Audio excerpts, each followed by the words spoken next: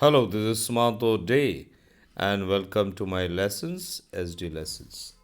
Today I would like to discuss with our nation, our great nation, our country, little bit because I wish to talk on directive principles of state policy only. Just to introduce to the middle school children, to make them understand that how we were just before independence and then our presently how we are at the moment and what's directive principles of state policy and what is the need for directive principles of state policy. So let me begin. Look at the map. You can see this yellow areas. Can you look at this yellow areas?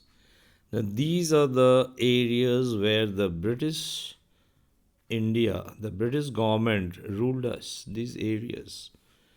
What about the blue areas? They were still under. These blue areas were still under the rulers, other rulers. Those who had the supremacy means they were either controlled by some other kings or power, but they were not directly, these blue areas were not directly under the British India. So when these are called princely states, you can see these blue areas, these are called princely states. Princely states means ruled by some other rulers. So I showed you one. Look at here a little bit at Kashmir, Jammu and Kashmir. You can see here near Delhi. You can see here at Hyderabad. You can find many places in even Bengal. You might have heard about Vardhaman Raja. You might have heard about Kuch Bihar Raja and so on. And even if you look at the south also, so like that we had many, around 526 princely states. And when India got independence, there was a challenge.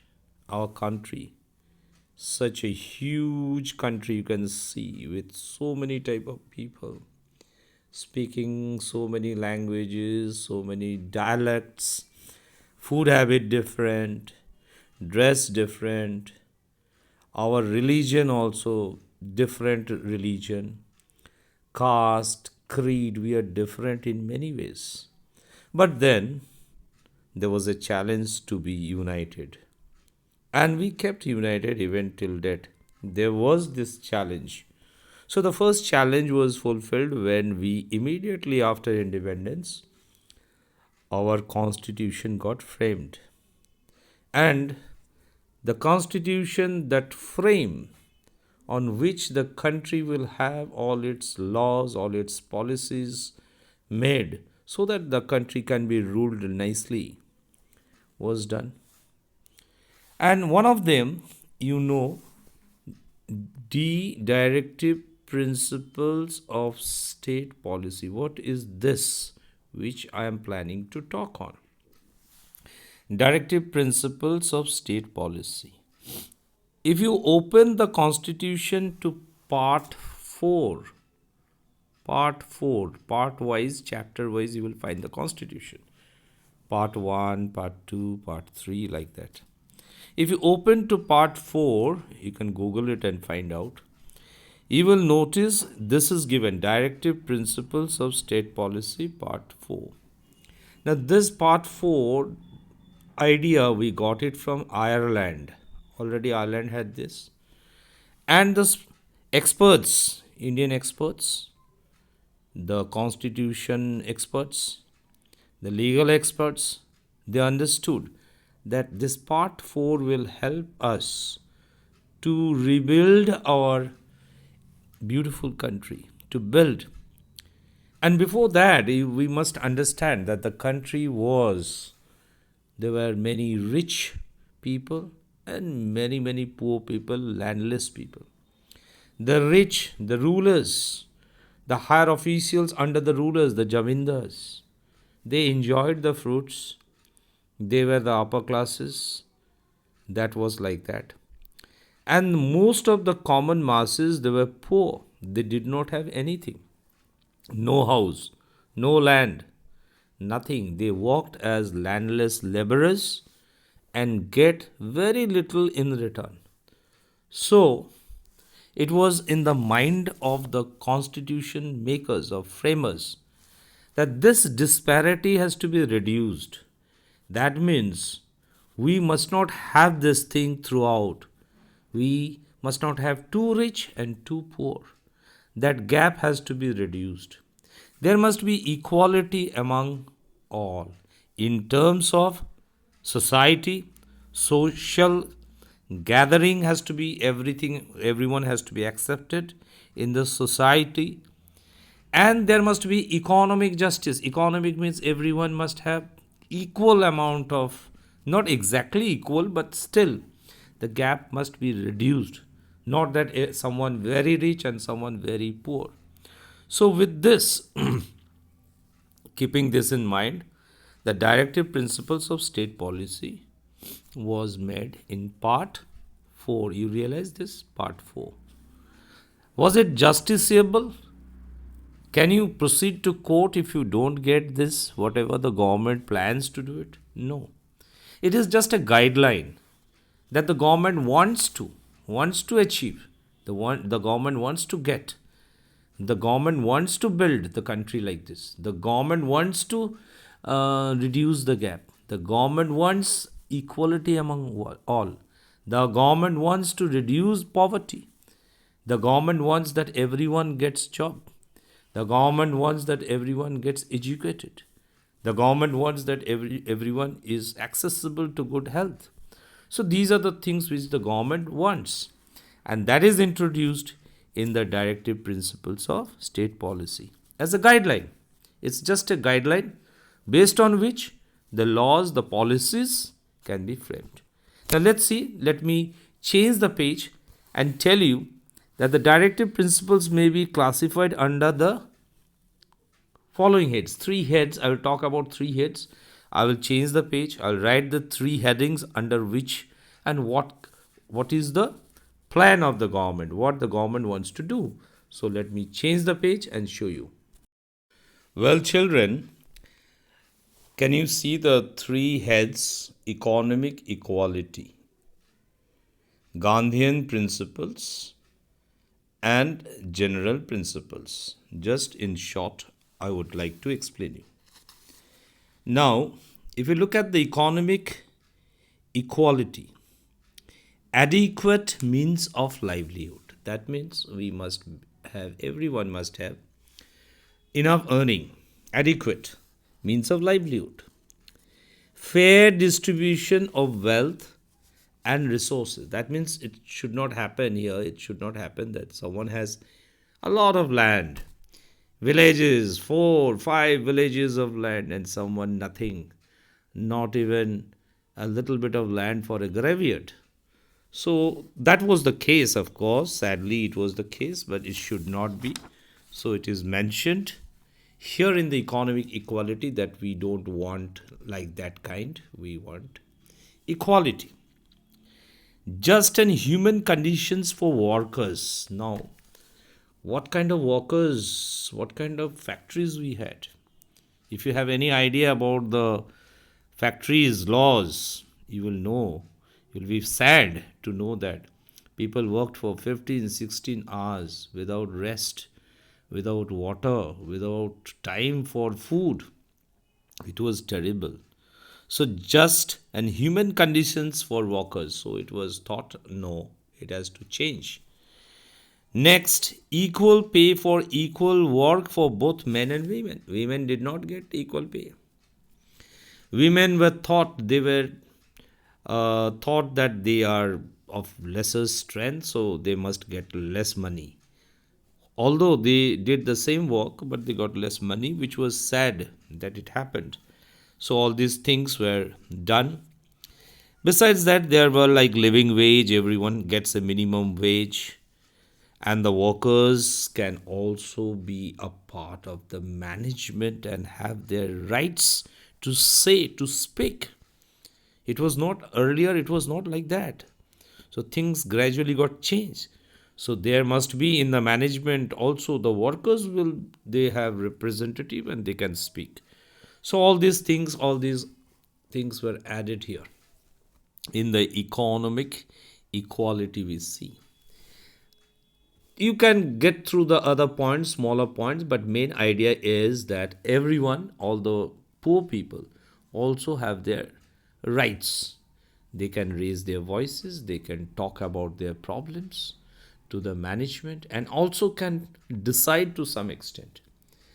Gandhian principles, Mahatma Gandhi, the father of the nation, he had certain ideas. He got his ideas. We know that he was a barrister. He studied law in South Africa. He was a very learned person. He had certain ideas of his own. He thought that the power, if it is given to the villagers and the units, means if the nation, we want to build the nation, we have to build the villages. And villages means the villagers, the peasants, the panchayats must be strong enough. So he gave, his idea was there must be organization of village panchayats where there will be a sarpanch and they will take their decisions what has to be done for the village. It's not that always good things happened. It's not that the already powerful one became the sarpanch. It happened. Even today also it is not functioning that well in many places. We are striving to improve situations. Cottage industries, yes, it was in the Gandhian principles. Cottage industries, like things made out of mud, like pots and all that, earthen pots.